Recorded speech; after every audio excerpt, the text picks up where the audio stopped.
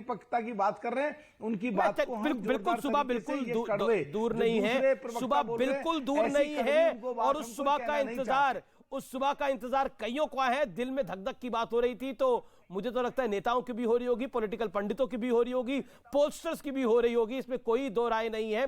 लेकिन मैं पंजाब पर आना चाहता हूं। पंजाब एक बड़ी पहेली था, लेकिन वो पहेली नहीं दिख रहा। ऐसा लगता है कि वहां पर कांग्रेस वापस नहीं आ रही है। अगर आम आदमी पार्टी को एक राज्य मिल रहा है फुल फ्लेश, तो वो पंजाब है। पंजाब में आम आदमी पार्टी की जीत होने जा रही है, एग्जिट पोल ऐसा दर्शा रहे हैं, और बड़ी लैंडस्लाइड विक्ट्री है जिस तरह के एग्जिट पोल निकल के सामने आ रहे हैं। यानी मेरा तो एक ही सवाल है, अगर आम आदमी पार्टी को एक राज्य लेना ही था तो कांग्रेस ही बची थी लेने के लिए, क्योंकि उसके बाद तो ज्यादा राज्य बचे ही नहीं है। संजय नहीं, देखिए, लगता है मुझे कांग्रेस की सबसे ज्यादा मार पड़ रही है। वैसे बहुत सारे राज्य हैं, बिहार है, यूपी है, आप बंगाल की बात करें, बंगाल में जीरो, बंगाल की बात करें, यूपी, बिहार, उधर आंध्रा की बात करें, तमिलनाडु वगैरह में तो बहुत पहले ही कांग्रेस सफाया हो चुका है।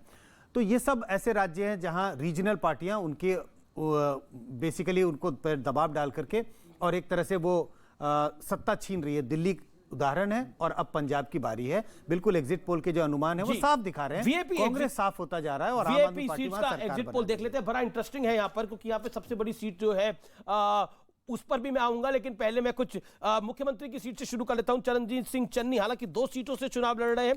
मेरे पास जो रिपोर्ट है वो फिलहाल जो रिपोर्ट है वो है चमकौर साहिब की, वहां पर जीत हो रही है। टाइट सीट मानी जा रही थी, लेकिन जीत हो रही है चरणजीत सिंह चन्नी की। अगली सीट की मैं बात कर लेता हूं पंजाब की, वो है अगली सीट जो है वो है धुरी की सीट। बात कर लेते हैं भगवंत मान की, यहां पर वो जीत रहे हैं। अगली सीट इसके बाद है जलालाबाद, जो कि सुखबीर बादल की सीट है। धुरी में भगवंत मान की जीत हो रही है। धुरी बे और जलालाबाद में सुखबीर बादल अपनी सीट को जीत रहे हैं। पटियाला में कैप्टन अमरिंदर सिंह अपनी सीट को जीत रहे हैं, यानी कैप्टन अमरिंदर सिंह अपनी परंपरागत सीट को बचाते हुए दिख रहे हैं। प्रकाश सिंह बादल लंबी से अपना चुनाव जीत रहे हैं। बड़े दिग्गज नेता है, बड़े पंजाब के बुजुर्ग नेता भी माने जाते हैं, अपनी सीट को जीत रहे हैं। लेकिन सबसे महत्वपूर्ण सीट मैं आपको सबसे आखिर में बता रहा हूं, वो है अमृतसर पूर्व, जहां पर नाक साक आन बान शान सबकी लड़ाई है, और लड़ाई है सरदार नवजोत सिंह सिद्धू में और विक्रम मजीठिया में। सरदार विक्रम सिंह मजीठिया में अकाली दल में ये कांटे की टक्कर है, और यहां कुछ नहीं कहा जा सकता। यहां यह भी हो सकता है कि तीसरी पार्टी यानी आम आदमी पार्टी अपनी सीट को निकाल ले जाए, लेकिन ऐसा लगता नहीं है। इस सीट में अगर कोई जीतेगा तो वो अकाली दल या कांग्रेस में से किसी की जीत होगी। यह बड़ी सीट होगी, यह बड़ी दावेदारी की सीट होगी, क्योंकि ऐसा लगता है कि विक्रम मजीठिया भी बहुत बड़े दिग्गज नेता है और नवजोत सिंह सिद्धू भी एक पॉपुलर नेता है। यहां पर क्या निकल के आएगा, लेकिन विक्रम मजीठिया का ग्राउंड वर्क बहुत अच्छा माना जाता है और सिद्धू की बातें बहुत अच्छी मानी जाती हैं। देखना होगा कौन ये सीट को निकालता है, क्योंकि ये सीट बड़ी महत्वपूर्ण है। नवजोत सिंह सिद्धू के पॉलिटिकल करियर के लिए ये सीट बहुत महत्वपूर्ण है, और एग्जैक्टली सेम सिचुएशन है विक्रम मजीठिया के साथ। लेकिन पंजाब छका रहा है दोनों राष्ट्रीय पार्टियों को। बीजेपी की तो वहां हैसियत उतनी बड़ी है नहीं, लेकिन कांग्रेस से एकमात्र राज्य जो कांग्रेस के पास, हम कह सकते हैं राजस्थान है, छत्तीसगढ़ है और पंजाब था। पंजाब छिनता हुआ दिख रहा है।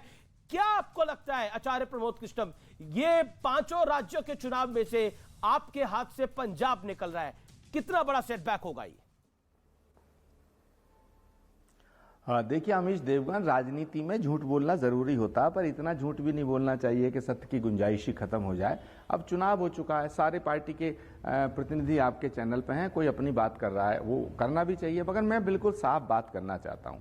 हम राज्यों को, हमने कांग्रेस पार्टी ने हमेशा रीजनल पार्टियों को ताकत दी, लेकिन रीजनल पार्टी जब पावर में आ जाती हैं तो इनका पहला शत्रु बीजेपी नहीं होती, ये कांग्रेस को मारना शुरू कर देती हैं। हम बिहार में देखो, तमिलनाडु में देखो, उत्तर प्रदेश में देखो, हमने हर जगह रीजनल पार्टी को ताकत दी है, लेकिन इन्होंने पहला निशाना बीजेपी की बजाय सारी पार्टियों ने मिलकर के कांग्रेस को बनाया। कोई बात नहीं, अब सवाल पंजाब का है। मुझे पूरा यकीन है कि पंजाब में अरविंद केजरीवाल जी की पार्टी को बहुमत मिलता हुआ दिखाया जा रहा है। अरविंद केजरीवाल जी की पार्टी को भी कांग्रेस ने पहले दिल्ली में स्थापित करने का काम किया, लेकिन वहां पंजाब में उनका पहला शत्रु भी, पहला निशाना भी कांग्रेस है। आपने मुलायम सिंह यादव को भी स्थापित करने का काम किया था 90-79 के अंदर, जब आपने उनको मुख्यमंत्री बनवा दिया था। उसके बाद से आप कभी वापस मायावती जी की पार्टी का भी समर्थन किया था। आप ये करते क्यों हैं? आपने अरविंद केजरीवाल को दिल्ली में सीएम बनाया, आप कभी नहीं, आप शून्य पे पहुंच गए। मतलब आप सब कुछ कर रहे हैं। मलूक नागर भी उस पर कुछ कहना चाहते हैं। मलूक नागर, आप कुछ कहना चाह रहे थे कांग्रेस के विषय में? कांग्रेस नहीं, मैं अपनी बात कर लूं, उसके बाद मलूक नागर जी के पास जाइएगा। मैं ये कहना चाहता हूं, सीमित है आचार्य जी, समय सीमित है। मलूक नागर को 40 सेकंड दे दीजिए, फिर मैं आपको 40 सेकंड अमीश, कांग्रेस पार्टी सत्ता की सियासत नहीं करती है, सेवा की सियासत करती है। प्रमोद जी को ये सोचना पड़ेगा, इस सारी चीजों की जड़ नींव कांग्रेस है। कांग्रेस सपोर्ट नहीं करती, कांग्रेस सपोर्ट लेकर के भी अपनी साथी पार्टियों को मारती है। और कांग्रेस विपक्ष के रूप में देश में विपक्ष के लायक पार्टी बची नहीं है। और कांग्रेसियों को जो काम करना चाहिए पार्लियामेंट में होते नहीं है, कमेटियों में होते नहीं है, इश्यूज को रेज करते नहीं है। और ये लोगों की पूरी जिम्मेदारी बनती है, इसको ओढ़े कि पूरे देश में बीजेपी को बहुत भारी मात्रा में इन्होंने बुलावा दिया है और इनकी वजह से बीजेपी ताकतवर होती गई है, विपक्ष खत्म हो गया है। मलूक नागर जी लोकसभा के सदस्य हैं, बसपा के, मेरे बड़े प्रिय हैं और बहुत ही उनका भविष्य उज्जवल है, लेकिन उन्हें बताना चाहूंगा 2024 में यही कांग्रेस बीजेपी को रोकने का काम करेगी। कोई रीजनल पार्टी भाजपा से नहीं जीत सकती है, कोई रीजनल पार्टी देश में बीजेपी को नहीं हटा सकती है। अगर बीजेपी को राष्ट्रीय स्तर पर कोई हटा सकता है वो अकेली कांग्रेस पार्टी है, और 2024 में हम भाजपा को देश से हटाएंगे। इनकी है, कांग्रेस की है, इनके अध्यक्षों की है। जी गौरव भाटिया तो कह रहे 2024 में हम हरा देंगे भारतीय जनता पार्टी को, हालांकि 24 तो दूर की कौड़ी है। योर टेक, आप खुद पंजाबी हैं, पंजाब में अरविंद केजरीवाल आ रहे हैं।